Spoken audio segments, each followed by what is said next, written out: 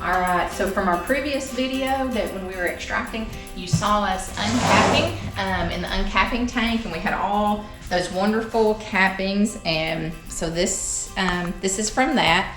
And I will give you one tip just right away. John has frozen this. We put it in Ziploc bags. It's frozen.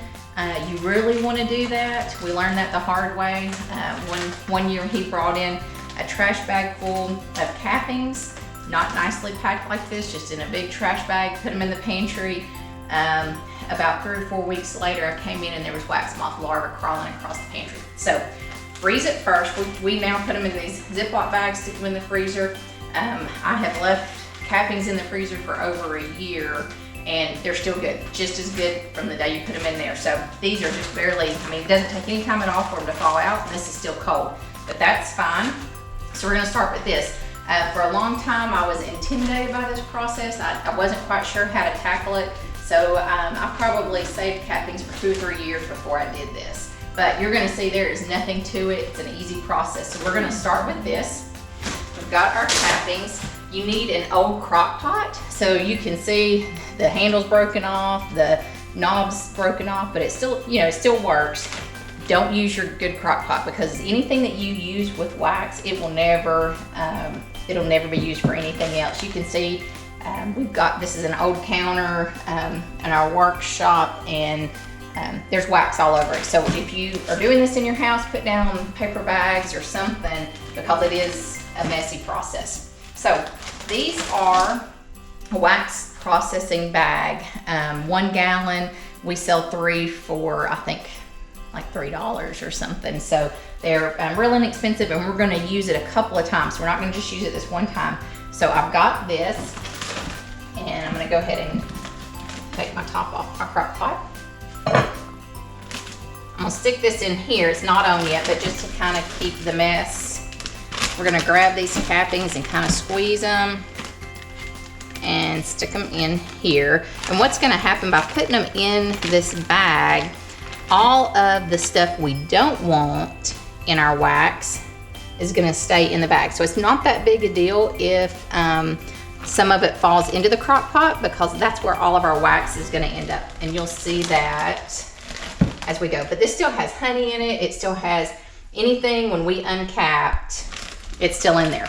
I will tell you this, you don't want a huge block of wax, and you'll see that as we go. If it ends up you do too much at one time, then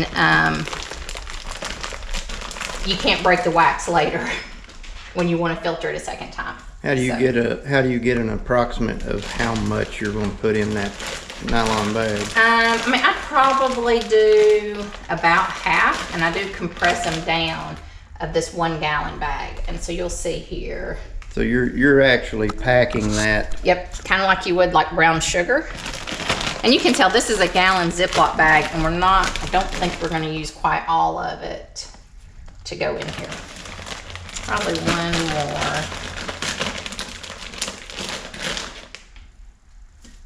So. Could you hold it up again? We'll get an idea of how much you've got in it. Okay. So probably about half, and then you can tell. I'm gonna seal this back. I'm gonna throw it back. This is just a Rubbermaid container down here. This is what I keep cappings in. You know, even if I don't have them in Ziploc bags, a trash bag to line it, and that just kind of keeps it clean. And then I put the lid on it, and really after it's frozen, I have never had a problem with wax moths getting back in there. And I just slide it in out of the way. So I've got my cappings in here. I'm just gonna kind of squeeze them, give it a spin. This is baker's twine. I don't want this in a permanent knot, because I'm gonna untie it and maybe use this bag again if it's not too bad. So I'm just going to make it a loop like that. Got kind of a wet paper towel, get this wax off. Connie, you get a little bit of wax and residue and whatever that falls off in there outside of the bag. Is that any kind of problem? No, because what's going to happen is this goes through the heating process with the water. I'm going to pour water in here, and we're going to turn it on high. So I'm going to go ahead and do that. stay with it. Don't turn it on and then go to work and leave it at your house. So I'm going to turn it on, and it's going to probably take 3 to 4 hours, but I'm right here at it, so you don't want to leave it unattended. But like I was saying, so as this heats up, the wax is going to melt. All the wax is going to come out of this bag. You'll see this later. All the stuff that you don't want is going to stay in the bag, and then we're just going to discard it. So I'm going to stick it down here. I've got it on high.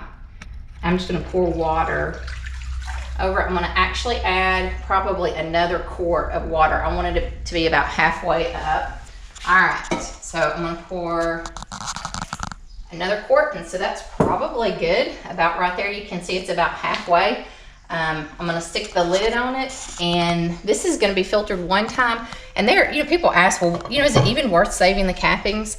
Absolutely. Even if you don't have time to do it, put it in the freezer, and then when you have time, even if it's a year or two down the road, you can do all kinds of fun things with beeswax. We're going to show you that in some videos. We're going to make some candles. We're going to use some wax for soap. We're also going to make some lip balm. So you need these little pieces too that you find around. Throw them in there. And if you're using a needle roller, and extracting, you won't gather enough wax to make it worth your while, or you have very little waste with your wax. I don't call it waste because I like the wax, but you're not going to have as much. We use the cold knife like you saw, or the planer, but you can also, another thing you can use this for is to recoat your frames. I like to use it for the fun stuff. But anyway, we're going to let this set for 3 or 4 hours, and we'll come back and show you what it looks like after it's all melted. Okay, this has probably been going about 3 to 4 hours, and you can tell it is super hot. So I'm going to flip that off, and just to kind of test it, we're going to pull up, and you can see all that wax, all that liquid is coming down. I kind of give it a shake, and you can see everything that's left inside of it. That's the trash and the gunk that we don't want, and then there's still in here some stuff that we're not going to want, but I'm going to show you what it looks like. So the streaming there that's still coming out the bottom, that's liquid wax. And I've got this plate here with foil. You don't want to put it on the counter or anything you ever want to use for anything else again. So I'm going to set it here, and there'll still be some more that comes out, and I can break that off once it dries. So I'm going to set that aside. I'm going to turn this off and let it set, and we'll be back and show you what it looks like when it's solid and completely cool.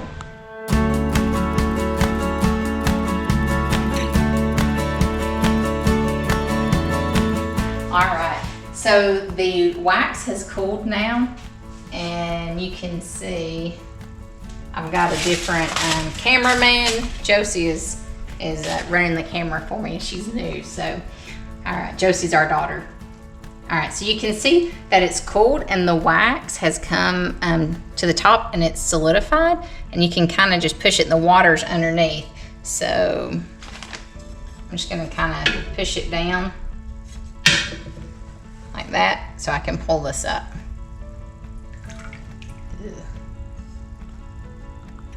And so there is the cake of wax, and it's still wet on the bottom where it was in that water. We want it to be completely dry, so we're gonna let this dry, and the next thing we will do is show you how to filter it the second time to get cleaner wax, because this right here, you don't want to put that into your candles or anything like that, obviously. So we're gonna filter it one more time, and you can see the water and the junk down in there. And then we'll also peel off this wax on there, and we'll add that to it. All right, so we got our cake of wax here, and it's dry. You can see the stuff on here that obviously we don't want. And then if you want to look in here, you can see all of this trash that is down in there. We'll just pour the water out. Wouldn't recommend pouring it down your drain. We usually pour it outside somewhere. And then also we've got this.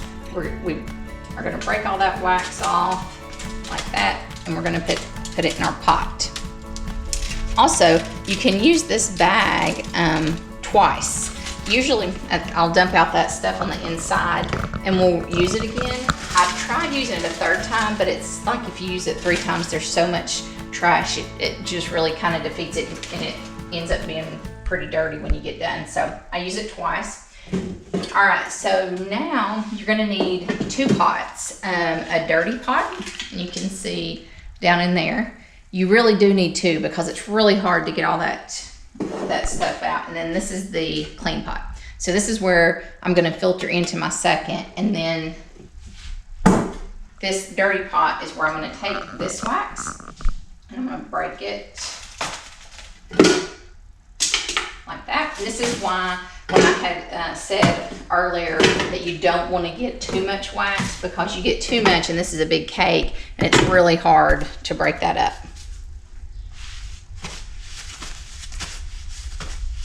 Okay, and then I have a double boiler here.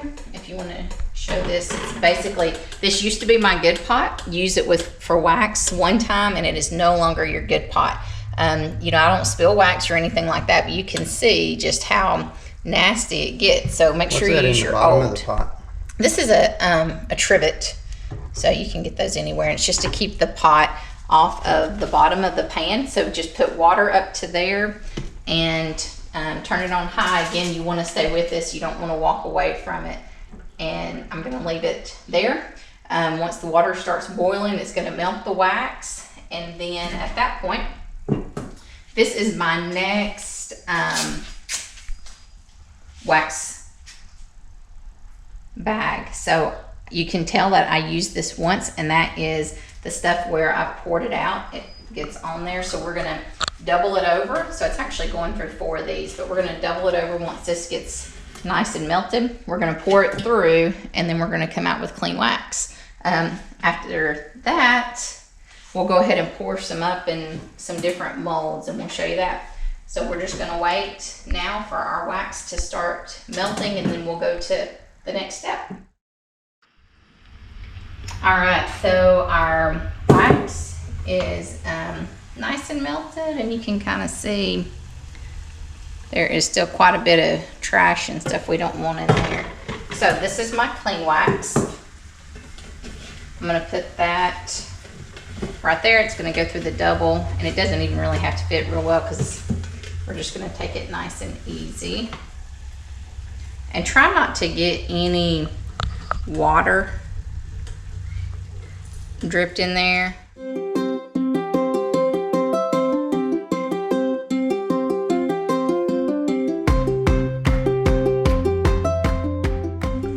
And I try to go ahead while that's warm and get that stuff out of the bottom of the pot. So I've got an old paper towel right here, and I'm just gonna, it just keeps it cleaner for the next one. And then I'm gonna take this and go ahead and put this on that. And we've got some, this right here is, I can go ahead and pour that, and I'll show you how clean it is. These are silicone molds. I'll just go ahead and tell you about that. These are really nice. You'll find them in plastic.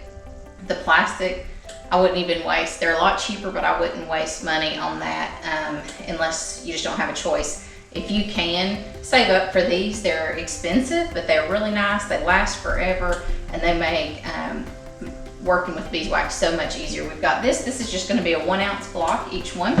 And then we're going to pour out a candle, and we've got all kinds of different shapes and molds for candles, and we're going to show you those. These are pretty neat. I mean, you can see how thick it is. Beeswax is real bad when you're pouring up candles to split. This prevents this because it stays insulated. The wax, as it cools, it gets smaller, and if they don't stick to this, where if you put it in glass or metal, they cool unevenly, and they'll start pulling away, and they'll crack in the middle. So these are really nice.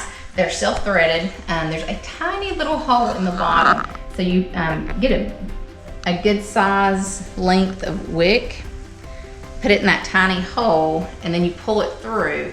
Once we pour this and it's set up, we'll pull this out like this.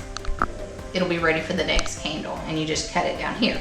So we're gonna put it like that. When you order them and you get it and yours is split like that, it's supposed to be, just because it helps you in unmolding those when the candle's ready. But they also come with rubber bands, and that's to kind of keep it together, and you just kind of place it like that. We've got our wick here, and then this is a center wick holder. They are wonderful. Is that something you'd recommend that they get with the candles for sure? Yes, so it keeps that wick. I'm actually going to turn this way so it doesn't get in the candle. It keeps the wick in the center, so that way when you go pour a candle, that wick stays in the center. Like that. I'm going to go ahead and pour up a couple of these, and I'm actually rushing it a little that we have wax in here, so I'm going to hold that block of wax in there so it doesn't come pouring out on me. There's a little bit of trash that came out in that one.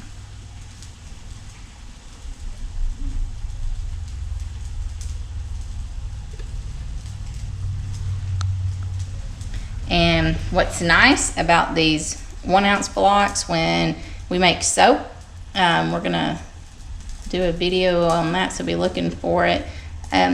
For a 5-pound loaf of soap, we need 1 ounce. So it's nice that it's already weighed out and measured out for us in these 1 ounce blocks. So I don't think I quite have enough for this. So we will pour that just as soon as the wax melts. We're gonna leave this and let it set up. It takes 3 or 4 hours for that to set up. And then you will be amazed, they'll just pop right out there.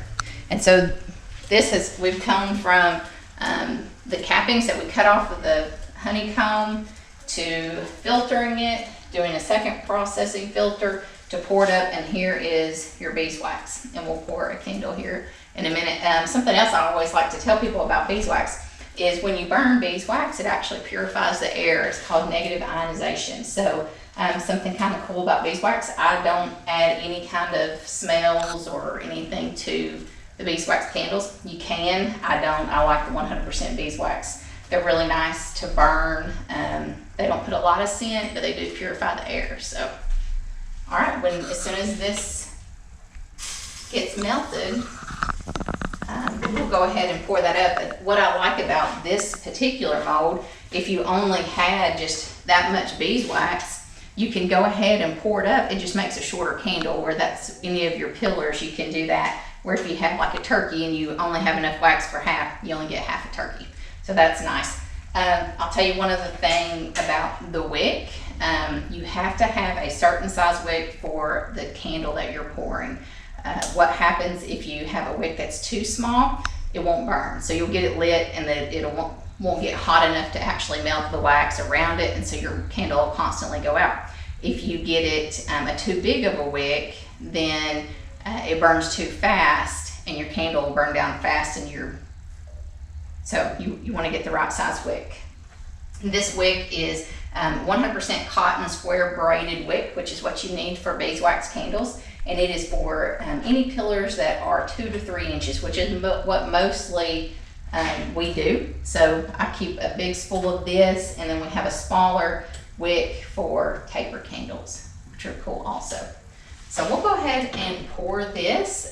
If nothing else, then we'll just have a shorter candle, but we'll show you how that works. So I'm gonna go ahead and start pouring that.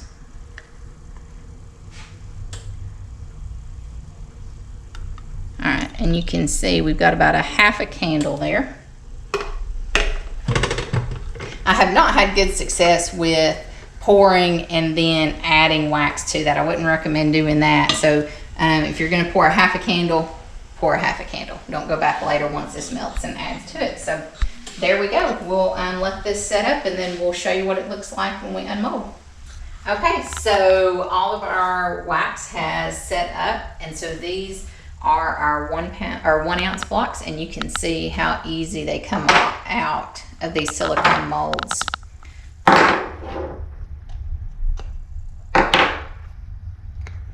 Right, there they are. So those are ready to be used. We'll use 1 ounce of these when we make a 5 pound loaf of soap. So there's that, and then we're going to unmold our candle. We only had enough wax melted to do about a half a candle, which it doesn't matter if it's a pillar. So I'm gonna take the rubber band off, and there's that split. And I'm just gonna real easily kind of pull this back and forth.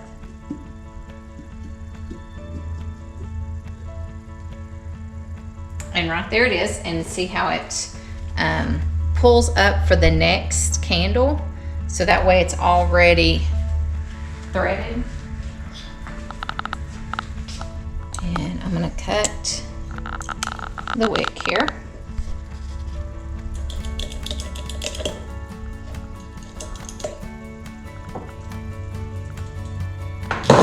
Let me grab my scissors, and I'm just gonna cut this one as low as I can. There, and then I'm gonna come up, and you can cut this as long as you want, but about right there. And then you can see when you set this down, that one sets nice and even, but if it doesn't, sometimes you just kind of need to carve around this just a little and push that in there, but this one sets real nice and even. So that's ready to burn. It makes a nice, has that embossed comb on the side. And this would be cute in like a little gift basket with a little jar of honey to match. So we filtered our wax. We filtered it again into our dirty pot. Then we made clean wax. In this one, we poured up the clean wax and we made a candle. So lots of fun stuff to do with the beeswax. And I hope you tune into our next video where we're going to make some soap and use it. We'll also probably do some lip balm, and we may do some more candles.